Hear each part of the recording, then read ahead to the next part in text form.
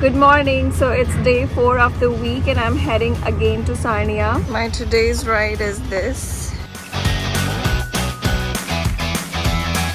It's gonna take, I think, around 10 to 11 hours. So let's see how it goes.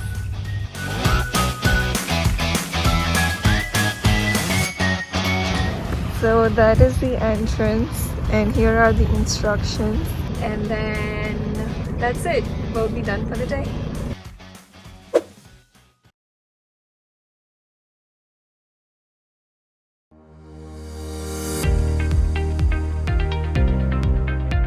Good morning. So today it's Friday, last day of the week.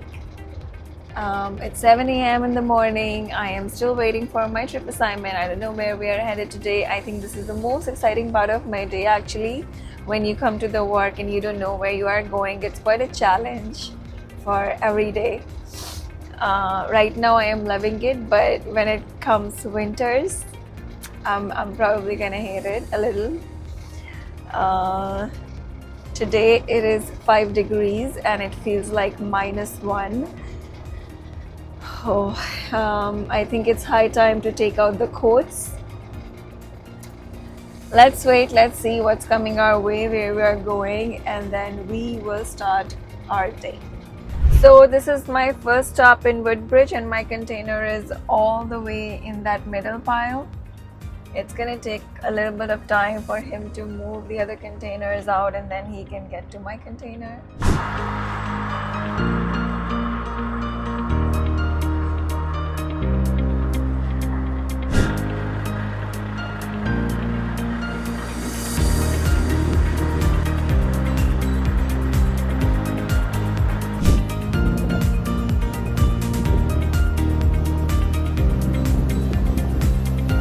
After doing my first pickup at Woodbridge, now I am done with the delivery in Cambridge and I'm going to fuel up. Once the fuel up is done, we'll head to Woodstock for another pickup. Look at this. I have released all the air, still it's too low that I can't even, my tires are literally dragging here. I have to pull it up. You know, an ideal way of dropping a trailer is always leave like half an inch from the ground, and this is too low. There's another problem with this container. The paperwork says it has empty racks, but then this trailer here, container, has placards on. So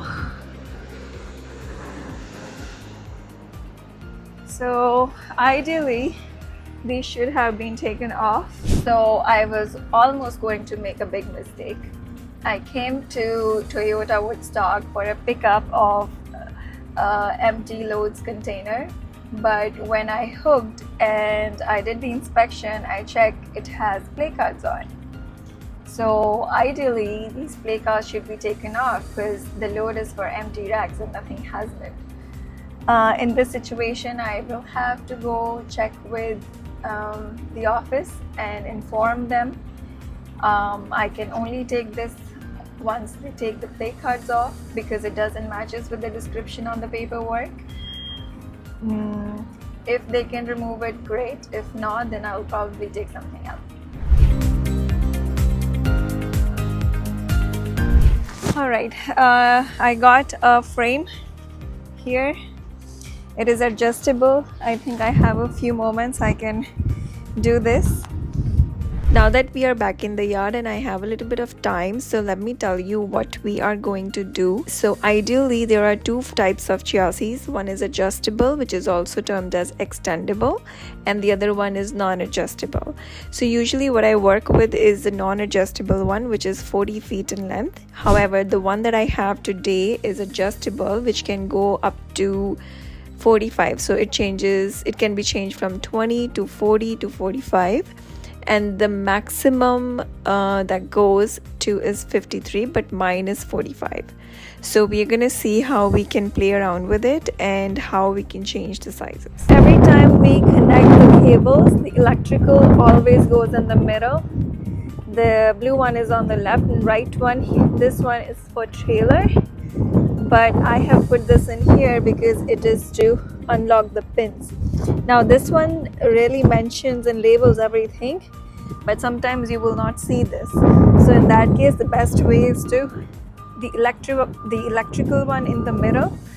Red is right and blue is left. That's how it goes. We have the pin in 20. So we want this pin to go inside so that we can slide the frame. Now to release those pins, we have to come in and apply the trailer brakes. Now the pins are in from both the sides. At this point, if you see the pin is not in, you can use like a hammer and then you can just hit it.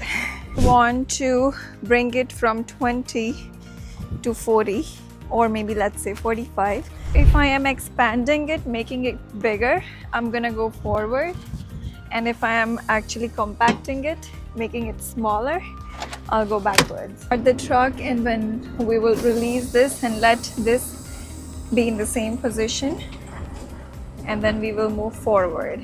Now I have expanded it to 45. I'm gonna release both the brakes. Now you see it is at 45. Pins are out at 45. We'll check both sides.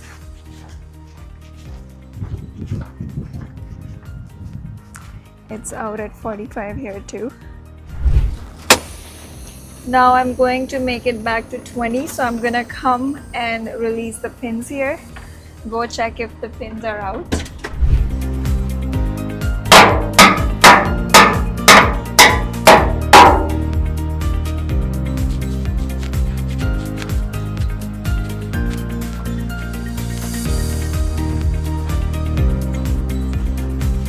Pins are out. Now we are back at 20.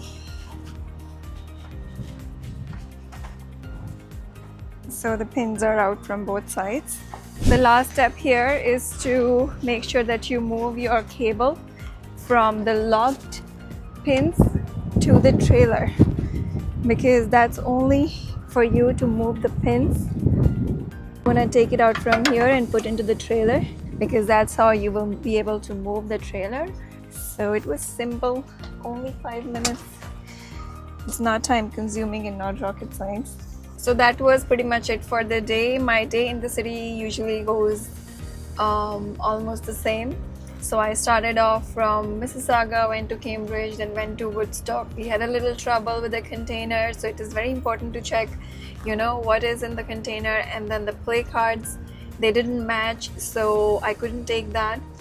Now we came back to the yard in Mississauga and we did the adjustment of the frame, which was quite helpful, I guess. And it doesn't take a lot of time and it's not too hard. I hope this helps whoever is trying to get into trucking and whoever is trying to get into container work. These are the kind of things that you do. This is where we are going to end our week. And let me conclude what we did throughout the week. So for day 1, we worked within the city, and then I think I ended up working somewhere around 11 hours. Day 2, again, we worked in the city, pretty much again 11 to 12 hours. And then we also talked about the schools you should join, what kind of schools you should invest into when you're getting your AZ license. Day 3, we went to Sarnia and we spent around 13 hours that day. Day 4, again we went to Sarnia and then we spent around 12 hours, I think. And then we also talked about the some tips when parking your trailer at the dock, and then we also spoke about the bill of lading, what you need to look into that. Day 5, which is today, we worked again in the city for around 11 to 12 hours, and we did work on the adjustment of the frame at different sizes. So I hope this entire week with me in the city gave you a fair idea of what to look forward to. So I pretty much averaged at 57 to 58 hours a week roughly. which sometimes ends up going to 60 depending on how the workload is. But I have never worked more than 60 hours until now. Now, some of the benefits of working in the city are: first, you go home every day, you have a good work-life balance. Second, people say that trucking is a lonely job, but when you are working in city, honestly, you're making multiple stops, you're meeting many people, so you get to network. I don't think it's a lonely job, while at least working in the city. On highway, yeah, because you have to drive for long, so you are pretty much by yourself. The other thing that's good about city is that you challenge yourself a lot, because there are a lot of tighter spots to park. There's a lot of congestion, a lot of traffic, and tight turns. So you get better at your skill because you keep practicing these things. Whereas on the highway, you don't really have these kind of challenges. So I feel these are some of the benefits of working in a city over highway. I hope this weekly vlog helped you. For next week, we are actually going to cross border from Canada to US. So if you are a new driver, or if you are wondering what a long haul driving looks like, so do watch for the next episode. I think that's all for today. Before steering ahead, let's learn together, and I will see you at the next turn. Thank you for joining me.